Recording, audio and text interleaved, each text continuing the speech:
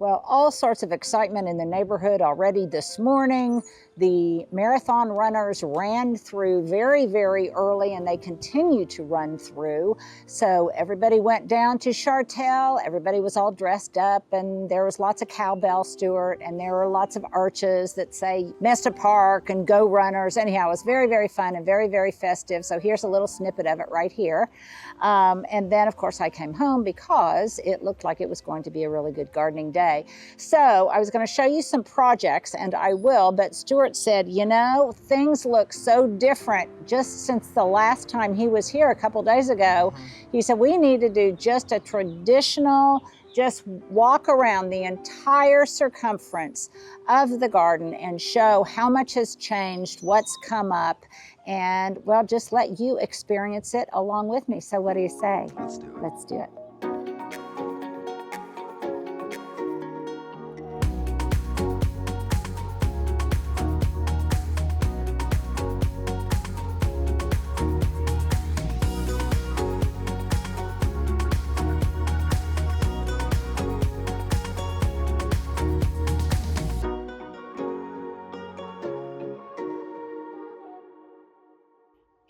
So I hope you enjoyed this little tour today. And by the way, I want to say a big thank you. There have been so many visitors from out of state this week, and I enjoyed every one of you. You were so kind. Your gifts were also thoughtful. You were just lovely. And hopefully Oklahoma City received you well and you had a good tourist experience while you were here. I know a lot of you said that you had never been here before, so hopefully it served you well. Okay, enough of that. So I've got my plant stand established right here. According to your recommendation, I have indeed planted the Saucy Salvia Red from Southern Living. I got that in the ground, and pretty soon my vision is that all of this drip line will be covered up in short order, and it will. And also I'll probably be putting down a little bit more gravel. So much stuff has gotten wet and washed away and washed down that the cleanup from it will be pretty much continual. But this stuff I think looks very, very pretty right now. I continue to deadhead all of the geraniums. We discussed that before. And anyhow, I think it looks pretty, especially on a low light day like today. I think it really looks beautiful. So now... We told them the door got fixed, right? Yes, the door to the shed got fixed. However, the squeak... It's not as bad. It's not as bad, but the squeak is still there. I will never fix it, no matter how many of you tell me it needs oil. I paid a lot for that squeak. Yeah, I paid a lot for that squeak. So then, all of these agapanthus that are in pots here, this one doesn't have any blooms on it yet. I'm actually going to add one more. I got some new ones in. I'm going to add another gallon here because agapanthus to bloom heavily, they really like to be pot bound. And so I'm going to make that one even more pot bound than it already is. These Better Boxwood are going crazy. Happy. They are very happy.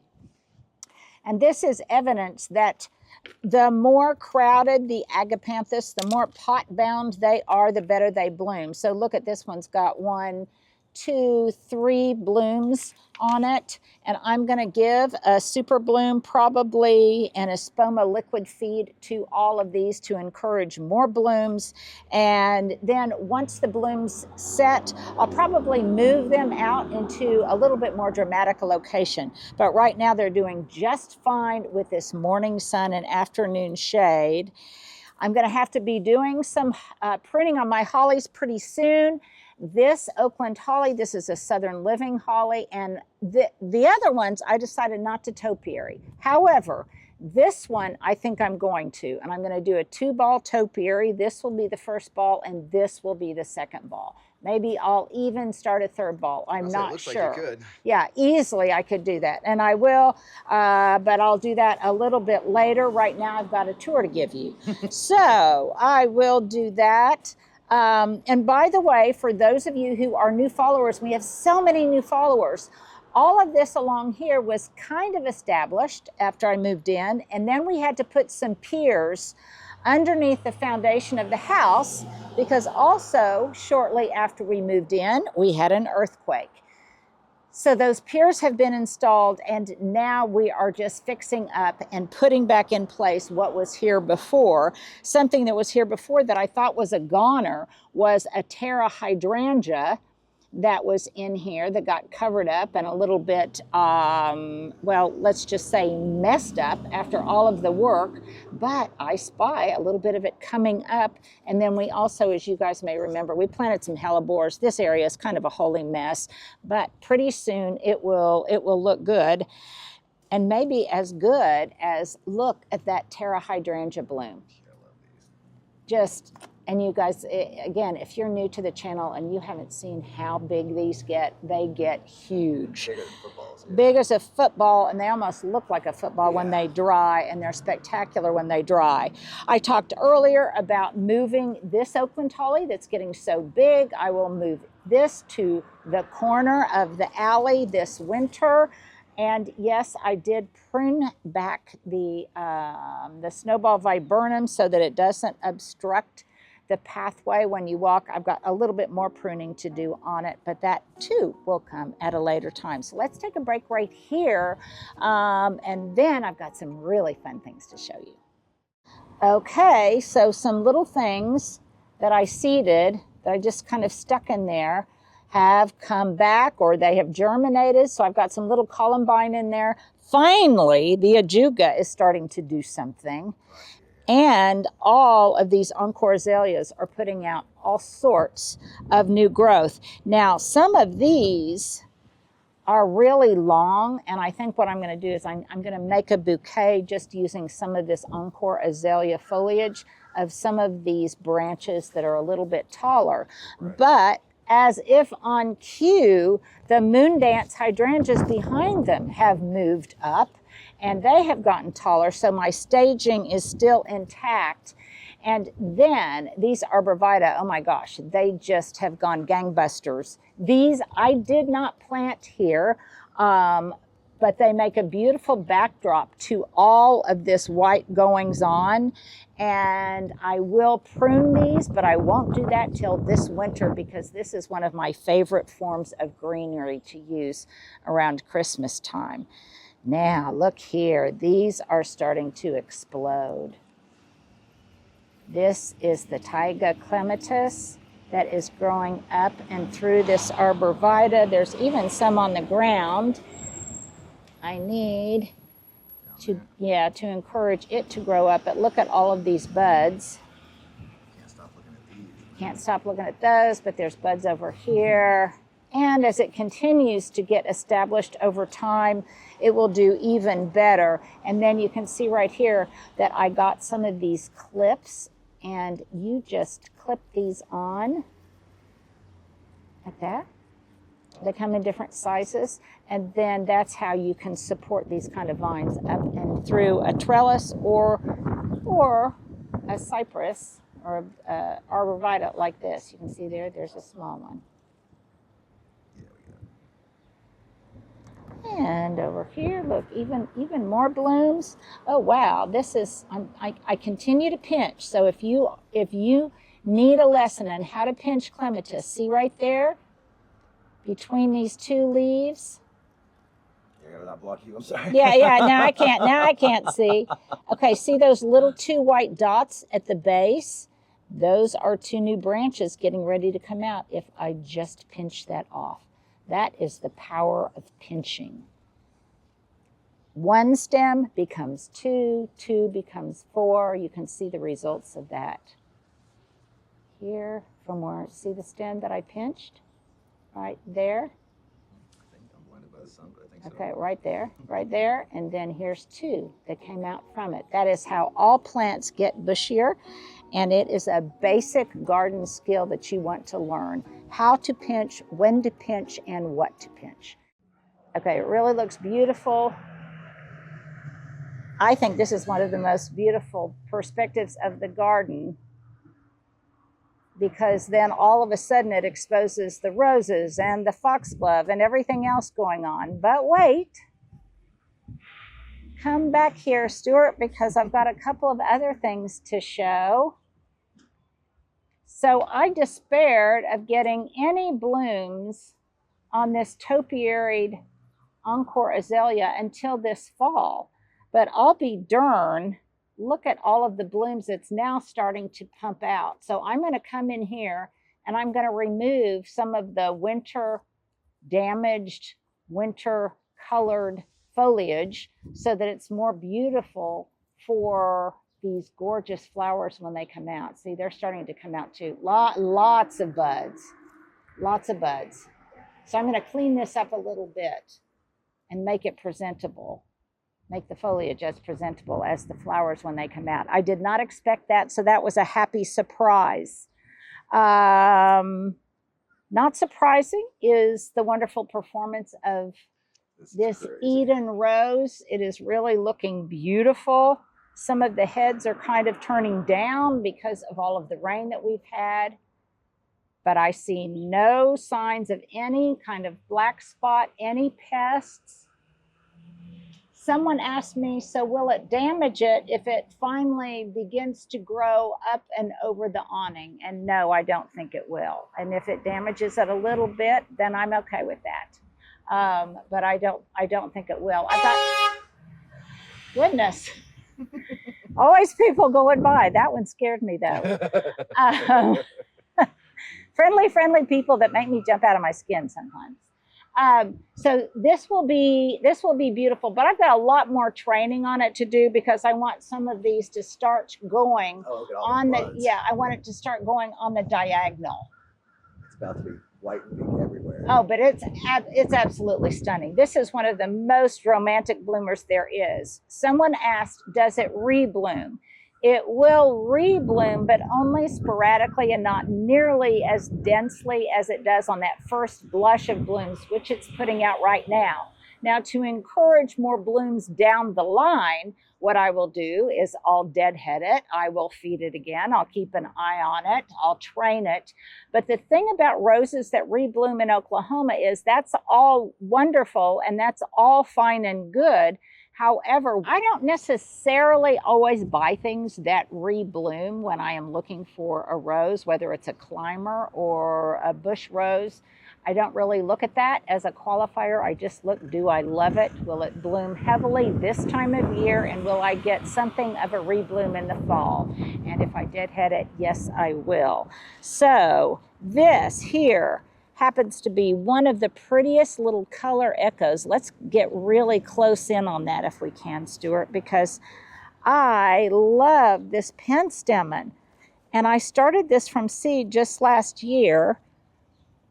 And while you do that, I'll do a little weeding in some of my pots. And in my pots, I see all sorts of foxglove seedlings that are coming up in there. And I'll transplant those out a little bit later.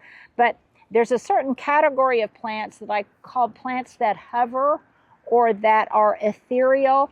And I would put definitely this plant, this penstemon, into that category. Look at the bees. The bees love it. It's just so delicate, and I love it when there's just a little breeze and it just kind of hovers over the garden, and it really contributes to the romance of the entire landscape, I think. So I just love it. It was such a happy thing. I didn't know if it was going to germinate or not. It germinated in some strange places, and I'll probably move some of it around a little bit later in the year, but right now I'm just going to let it do its thing. And then this apple blush rose that was a surprise because it started climbing up this Yopon holly. Look there, it's going to put out some blooms. These will bloom pretty heavily. About a month ago, I did feed them with rose tone, Espoma rose tone, and I think they have responded accordingly, and I'm really happy about that. So they're beautiful. I do have some pruning that I need to do on the Yopon holly. And one thing to be really watchful for after you get as much rain as we have had, and we've got more on the way, and that is yellowing on some of your plants, because it might be a sign of chlorosis. All of that rain may have leached a lot of the iron and the nutrients out of the soil, and afterwards I'm going to have to come back in. I'm going to have to feed them to replenish that and halt any decline or any iron or nutrient deficiency. And I will do that. And I'll probably do it on one of these days. I think we have a window of time the next couple of days where it's not going to rain, and then it's going to start raining again. So that's a good opportunity to do that. Okay, we'll talk more when we come back. Okay, now look at the drift of all of this penstemon. There's some in the foreground, and then towards autumn edge, there's more of it. There's more of it over there by the orange rocket. There's just tufts of this everywhere. In fact, I think probably some of these clumps will be big enough this fall that I can divide some of it up, and I can put some along Lemon Lane. And I just see the way it just gently floats in the breeze. And it's especially pretty with some of those alliums that are in bloom right now. Very, very delicate, very romantic, especially with little bumblebees hovering all around it. Now here's something else that was kind of a surprise to me. I talked about how that there were Anne star magnolias at Bricks the other day, and that I have Jane, and I've gone back and forth on which one I had. Yeah, some of you have called me on that. But I finally did Google Eye on it, and this one is indeed Jane. But look at that. It's putting up. Oh, wow. Yeah, it's putting out all sorts of new blooms. And what I've discovered is this will sporadically bloom all through the summer, which is just amazing to me. There's a lot of them. There's a lot of them. And then at the base, because I pruned this up a little bit, look at this. I'm starting to see evidence of Minoan lace. Look at that. And when it blooms with that larkspur, when this blooms in white and that larkspur blooms in purple, it is just going to be so, so dear. Okay, still, there's going to be lots of automotive activity here and lots of people walking by because they're just coming back from the marathon celebration a couple blocks from here. So hopefully it doesn't create any kind of problems in you hearing me. Now this is the quintessential kind of cottage garden thing. So many seeds are coming up and blooming. In the foreground, all of the larkspur is really starting to come out, and it is just lovely, especially when it blooms in tandem with that Minoan lace I was talking about a little bit earlier. And indeed right there, you can see some of it just starting to bloom in white with a big bumblebee around it. And then complemented by the spires of the foxglove, which is just, it's just everywhere. For everything you see in bloom, there is something else that is probably half its way towards bloom, or is so small it won't even bloom maybe until next year. But nevertheless, there are seedlings everywhere. This area that you see with all of these self-seeders, before too long, when it gets hot, these will come out. They'll go to seed. They will come out. They'll be tired. And all of these budlii, these butterfly candy, will take their place. They will get very big, shrub-like. And the blue spires on the little lavender butterfly candy will take the place of a lot of the stuff that you're seeing right now. So probably what Stuart was most amazed by when he showed up was how many roses are on these It's a Breeze roses, and how many more of the bells on the foxglove are now in bloom than were in bloom before. It's pretty amazing. And the foxglove is just coming up everywhere. I planted it in drifts, and that is how it is blooming, in a very kind of staggered, romantic way. It's fun. It is just. Can you see it from this angle better? They're just beautiful. And happily, no signs of spider mite, no signs of any kinds of pests. And so that pleases me no end. But look at all those happy bumblebees. Okay, now speaking of foxglove, foxglove is a biennial, and by that I mean it puts on its foliage the first season and then it blooms the second. So I've got all sorts of foxglove down here that I can reposition in and around the garden so that they're not so congested. But these won't bloom this year. They will bloom next year. However, here's a cleome. I was despairing that I didn't see many cleome seedlings. Here's a big one. It will bloom this year, as will this dill that I scattered in here. It will also bloom, and both of them have kind of hovering blooms just like the penstemon, so it'll be very, very fun. And then there's some other seedlings I have over here that, quite frankly, I don't recognize. Some of them are Verbena bonariensis, like that one, but then I've got a few other here. I'm just not quite sure what they are.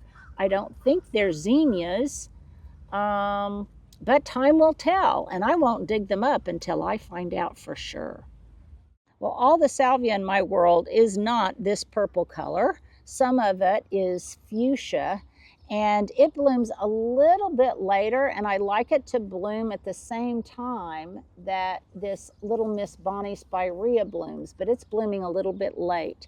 And I've got more of this in other parts of the garden, and I think I want to fill it in here. All of this Veronica, that hasn't even begun to bloom, and it will put up huge, tall, really soft lavender spires, and you can see that its foliage is much more glossy than the foliage of the other salvias. So I've got clumps of it pretty much everywhere. It goes to seed in a very mannerly way, and I just relocate it at whim. And if you think, Stuart, that this rose is beautiful over here, I think especially pretty with that foxglove. Look at this shot before you say the next thing. Before I say the next thing? Oh yeah, it's lovely, isn't it? And let's go, yeah, if we go over that way, it's really sweet. And then this other rose. And then all of the pincushion flowers come in to dance and play. Here's a funny story. See the bell-shaped flowers on the digitalis, on the foxglove, with that mottling in there? It's like somebody drew it.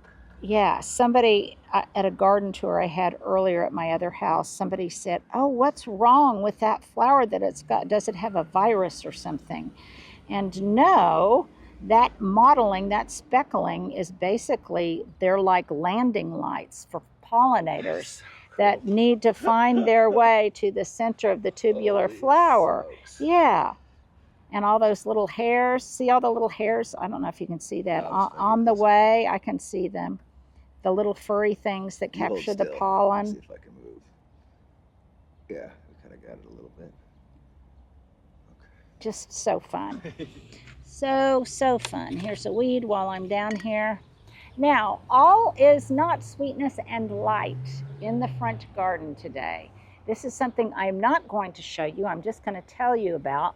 But when I came out this morning, again, we've had such high water, at least I'm up on the hill, but nevertheless, Stuart, I haven't even told you this yet. I came out this morning over here, and one of the reasons, if you're a gardener, you have to have lots of gardening boots, is because if you're like me, half the time you leave them outside. And I left them outside, and they were all filled with water. Oh. So I was emptying them out and admiring how beautiful this moss looks with all of this rain. And I looked under here and see where this dirt mound is right there. For reasons unbeknown to me, there was a dead baby possum under there this morning. Smokes. A cat must have drug it over there? I have no idea what happened. But it was indeed really sincerely dead. So Hubs had to come out here and get it. And so then to eradicate that sad image in my mind, I had to put out the new butterfly nets that I got from my little friends up and down the street who want to catch all of the little white cabbage moths. This is perfect for you. Can you see them over there, Stuart? Yeah, I know all see them about over them. there? And they need to catch them, and they're always saying, Miss Linda, you need to get us some butterfly nets. And so indeed, I finally have. I've got 5 of them. So hopefully that will last for all the kids, the kids on the street. And they can catch as many of those nasty white cabbage worm butterflies or moths as they want. Okay, well, with that, let's take a break and we'll be right back. Okay, so speaking of those obnoxious cabbage moths that are everywhere, Stuart just said I ought to pay the kids a penny a moth for catching them. And I don't really know what they're going towards. That might be the question of the day for you guys, because I don't have any brassicas out here. I don't have any more kale. I don't have anything like that. I don't have any cabbages. So what they're going for to lay their eggs on, I don't know. Maybe just everything in and around the garden. I guess they're not exclusive to just food items. But what I wanted to show you was just how mammoth this It's a Breeze rose is. It's really almost gotten out of hand, but it's so glorious that I will not touch it until after it's finished with its first flush of bloom. And then this will continue to pump out blooms all summer long as I keep it deadheaded. And it will actually benefit from being cut back. And then over here, there's also some dear little foxglove. And lots of pincushion scabiosa in here. These have doubled or tripled in size since I planted them last year. They started out, I think, I could be wrong, but just as little 4-inch or 6-inch pots. And they've definitely grown up and grown into place. A lot of you asked me about the catmint and if it gets out of control and it gets a little overly aggressive. I have not found that to be the case. It might be the case with other varieties, but this is Persian blue and it stays quite mannerly, and once it finishes its first blush, then I'll come in and I'll give it a cut back and it will grow out just as tidily again. Now in here you can already see I've got some deadheading to do on that scabiosa, but there are plenty of buds there to take its place. But I have to be a good steward. If I want those blooms to keep coming, I have to stay on top of all of the deadheading on this side and over here.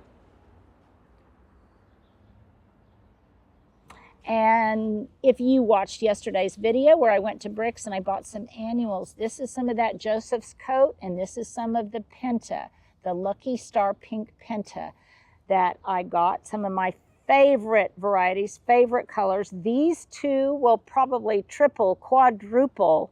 I don't know what it's called when they quintuple or 5 times their size by the end of the season. And these will just be really nice mounds that come out and kind of gently grow over the brick. And I love that look of plants spilling over and onto the brick. And then you can see I've got more pentas in here. And there's all sorts of seedlings in here, including a few boxwood basil. And I am so excited about these blueberries. These are part of the Down Home Harvest Collection from Southern Living. And look at all of those blueberries I've got. And I think they've been helped because this year I had to cut back the Budleyi on this side really hard, so they got more light. And I think I'm going to make a note in my garden journal. Stuart, let's put an ad up for my garden journal right here. That I need to do that every year so that these get more light, or I'm going to have to relocate them because they really need more light to bloom more heavily. Can you see some of them there in the distance, right next to that touch of gold holly, which looks so sweet? And then to the left, in fact, let me switch places with your foot, Stuart, and I'll come back here. This is an up close and personal garden tour for you guys. So all these in here are the leucanthemum that will bloom in a beautiful lemony yellow color. They will bloom and then I'll cut them back and hopefully they'll rebloom in the fall. And then this, you talk about the perfect color echo. Look at this.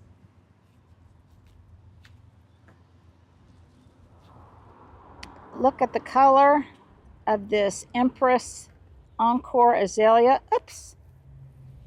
I've got butterfingers. And that foxglove.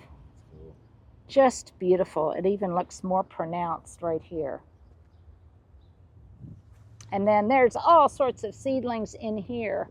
Now look at the buds over here. I showed this as a surprise in one of my videos the other day. Can you zoom in on all those hydrangea buds? Yeah, they can see a couple sticking out the top, right? Yeah, sticking out the top, sticking. Let me get over there. Oh, yeah. I need some more stepping stones, but all in there. See all those buds? There's one of them starting to set color. All in here and over there. These are Deer Dolores, and these are more like mop heads. They bloom on new wood, so there's no problem with them dying back.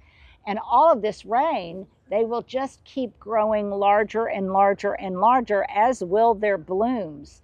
And then all of this other surrounding it is all white wedding hydrangea. So can you imagine what this is going to look like this summer, Stuart? Yeah. In June, the wedding month.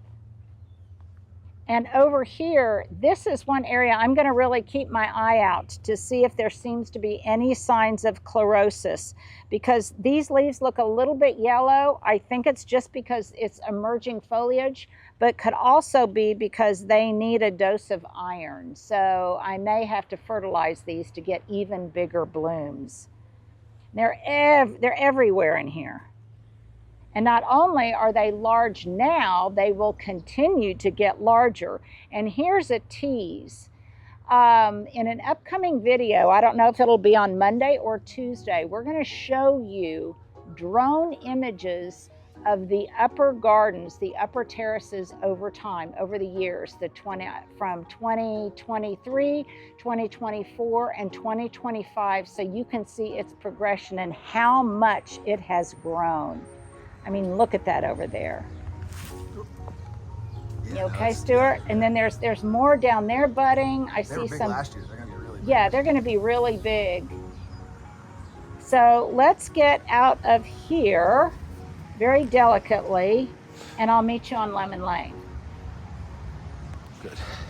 But wait, before we go to Lemon Lane, let's go up the stairs so I can show what's going on in the berms. You can see that all of the tulips are gone right now. Even this big mound of East Friesland salvia is about finished, and I will cut it back, and in its place will be some of the white lantana that I have planted. You guys saw me buy it the other day at Bricks. I planted some white lantana and those pink pentas in these urns. Right now the bacopa is beautiful and looks very lacy and pretty, but over time it just may not like the heat and may need to be pulled. But by that time, the other things, the lantana and the pentas, will have taken their place. And there's all sorts of stuff getting ready to happen here. I also planted some more of that gold Joseph's coat. So this is kind of, it's just kind of fun. And then the grass is still very happy. It needs to be mowed. And then over here, Stuart might want to go back down the steps.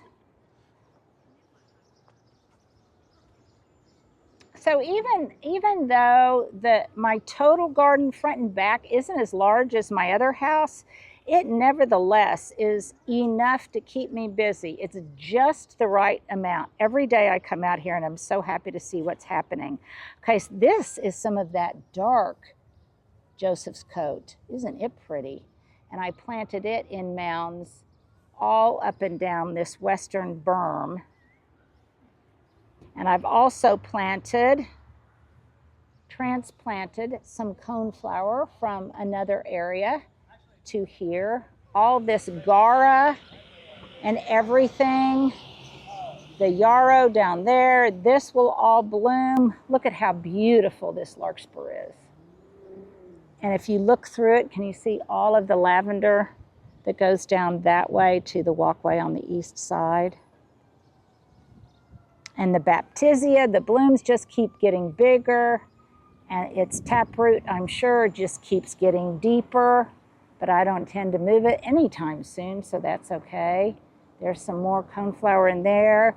Here is some, well, let's just say it's got some growing up to do, but here is some milkweed that I planted in here. And remember, all this larkspur will eventually be gone. So I planted some milkweed in there for the butterflies. And is that white? No, that is, I have my first Gara blooms up in here. Stuart, looky here. My first whirling butterflies. Can you see them right there? Blooming in white. And how pretty these white bloomers will look when these finish blooming in purple. I love that combination of white and blue and yellow and blue. And then we can't go away without looking at all of the color variations in the orange rocket barberry. That is just exquisite. Look at that. And I'm probably going to have to give it another little prune. It does not get very prickly, and the color is, that salmon color is just spectacular. I told my son in Denver, I need to check its hardiness because I sure want to plant some of it up there for him. Oh my gosh, look at the fire chief arborvitae. And the tips of its growth is the perfect color echo, the perfect marital companion to the orange rocket barberry. That kind of lavendery penstemon doesn't quite fit in there, so it may be one that gets relocated. There's a good combo. But it's, yeah, it's beautiful, beautiful combo. So I'm going to try to replicate that in some other installations we've got going. And of course, I always get distracted. I was supposed to meet you on Lemon Lane, but look at all of the, see the purple foliage, Stuart, on the red Husker penstemon? Those are all going to bloom in white any minute now. And then you have a whole different angle over here of all that Minoan lace and the roses and the foxglove and the salvia and the alliums and the bees. Okay, this is a gardening risk worth taking. So you may recall that I had an eastern redbud that germinated here, and there is quite some contentiousness about should it stay or should it go. It's going to be not happy here because it's too close to the foundation. But maybe for just one season, while it's still not very large and won't be prohibitively difficult to get out, I'm going to see if I can kind of train it in and around these branches so that next spring, when it blooms in pink, it will have just pink blooms all along here, kind of like a panel of pink blooms. It may or may not work. I can keep it clipped to size, but I've got nothing to lose. It's a gardening risk worth taking. The other thing is as I train it this fall, when the leaves begin to turn yellow, this will be gold here, and I think it could really be beautiful. There's lots of rumbling going on in the window box. You can see that verbena is starting to come out, and it's really beautiful. We'll talk more about the window box later next week. But right now, I promised finally we would go down Lemon Lane. And if you are a new follower, you may ask, Linda, why do you name areas of your garden? Well, because it gives me a point of reference so that when I am instructing somebody to do something, when Stuart and I are talking about taking images, taking photos of one part of the garden or the other, it gives us a frame of reference. The other thing is it's just fun. Yeah. It's just fun. So all of the lemony ladies, the Miss Lemonabilia, the Lemon Lime Nandina, they are all very, very happy here. And look over here, Stuart. There's big buds. There's another mop head getting ready to bloom in there. And hopefully it will bloom in blue, maybe pink. But that will also look beautiful when it joins the party over here. So fun. And then let's get a closing before we move on to the next part. Look at how beautiful that looks. And all the seed heads, they even, I think, have a very ornamental quality to them while they're still kind of purple hanging from the redbud trees before they turn brown and fall off. One of the garden visitors last week was absolutely mesmerized by that.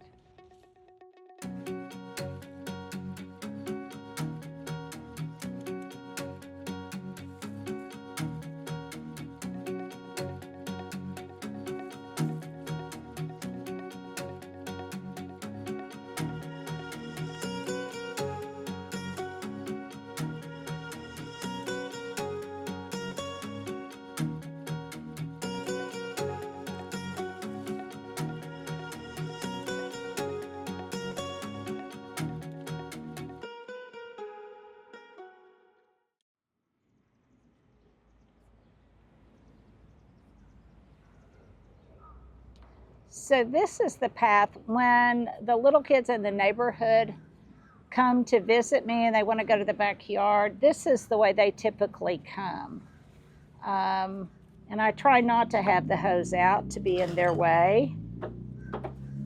But they like to come this way. They think it's like a hidden walkway. Some of you have already named it Begonia Way, or somebody said Begonia Boulevard, which I thought was very clever. I kind of liked Begonia Boulevard. I liked both of them.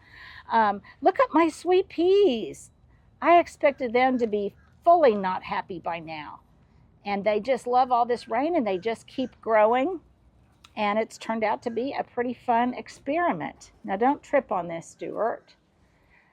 As I continue to make this a more highly cultivated, more true gardening area, I'm going to have to clean up a lot of this stuff. But here are some of the begonias, the aforementioned begonias. I need to put a little bit more soil in that and stabilize that a little bit better. This one is in a plastic pot inserted in the urn, and indeed it does look pretty from the kitchen window. And then here is, I've decided that I guess maybe so much not a planting table, but I have a planting wall that has worked out really well for me. So I'm in the middle of planting up some more of these ever white agapanthus. I've got them really crowded into one of these black plastic planter buckets that then sits inside one of my QVC line of Kobo baskets. It fits perfectly. So never discard some of these better quality plastic or rubber planters, because if you can find one that fits just perfectly inside another basket or vessel, they are just truly, truly valuable. So I'm planting that, and I will move this into another location. But why I find this so convenient is because I've got a little stem wall here. I don't have to bend over. I can just put them on this wall. And then I've got my buckets of dirt right here. So it works out pretty well. And then this tells me that since I'm working back here more, I'll probably want to make it more attractive. So I think I'll put some edging along here and gravel this section. And right now, these buckets have dirt in them, and they are waiting for me and Miss Clara across the street to plant some beans in there, and maybe something else, maybe some miniature cucumbers, I'm not sure. And then we've gone full circle to the backyard. Many of you have asked me about this shelf. It's not necessarily for out of doors. It was from Pottery Barn. We've had it for probably 20 years. Probably the last 4 of them, it's been outside. It's holding up very well. These are metal. I may have to at some point replace the planks, but otherwise it would just be sitting in my garage, and I love the way it looks as a wall of terracotta. And the rest is just more work that I've got to do. I've got to clean this up. We're going to actually try to dine outside tonight. I see some scale on some of my myrtle topiaries that I've been spraying with some neem oil. And look, Stuart, our little fire is even still going. We lit a little fire this morning because before too long. Boy, that red shines. Yeah. Oh, it does, doesn't it? And before too long, it's going to be too hot to do this. So what we think we'll probably do is relocate this over towards the terracotta wall, put a lid on it to use it as a big table, because right here is where Hubs wants to relocate his hammock stand, his hammock et al. And so that'll be fine. I'm still working on my topiaries. Look at how pretty my million bells are starting to look hanging out over the pots. Oh, I gotta come around you 1 sec. Oh, almost fell. Yeah, don't, here, let me get out of your way, Stuart. There we go. Excuse me. You think we'd never done this before? Hey, the garden's just a little more packed than it was. It is, and I love that. And remember, most of the time, it's just me back here. We're not photographing it. The two of us garden together. Yeah. But it is crowded because I've got lots of things I want to grow. That's a good thing. Good things, yeah. Good things. And I see that amongst my tomatoes, there's some basil that's germinated at the base. I have some flowers on the tomatoes. I'm so excited about that. Well, it's all I can do to go inside on days like today where it's still cool, it's not pouring, things are growing exponentially every day. The figs, I know. The figs are growing so much. Well, there's other stuff back here I thought was dead. These arborvitae that I planted, and then I didn't water them enough before the big freeze. They're starting to come out too. I gave them a feed. So I just have to be patient. I'm not going to rip them out. I just have to be patient. And look at the big bud on this Salvia argentea. Oh, wow. I'm probably going to cut off some of the bigger leaves at the bottom that are just probably attracting roly-polies. So as this area gets more congested, it'll be redesigned. Things will move around. Here's the coleus that I planted with the Ethereal carex and also with the Alabama Sunrise Heucherella. So that's kind of a fun combo, I think. And then we are back to where we started, over there. So the next time you see this in this degree of specificity, things will probably be twice as large. Some things that aren't in bloom now will be in bloom. Some of the things that are in bloom now will be out of bloom. And that's just the nature of a garden. It's a progression of bloom and insect wildlife and wonders over time. So I hope you guys enjoyed this walkabout. This was Stuart's idea. He said, okay, so much has changed. It looked infinitely different when I showed up, Yeah. And then don't forget to stay tuned. We're going to show you all sorts of drone shots to how the front has looked over time, how it has matured over time. If you like this channel, please make sure to subscribe, to hit the follow button, to hit the like button, share it with your friends. And then just another reminder that my new book is available for pre-order. We will put a link there, or you can pre-order it from your favorite bookstore, preferably this weekend, because I think it's this weekend that's Independent Bookstore. Is National Independent Bookstore Day. So so visit your local bookstore and pre-order my book. Thank you guys for hanging out with me. Hopefully you enjoyed this tour, and we'll be back tomorrow. We're going to be shooting John Turman's garden. So lots of fun things to look forward to. You guys take care.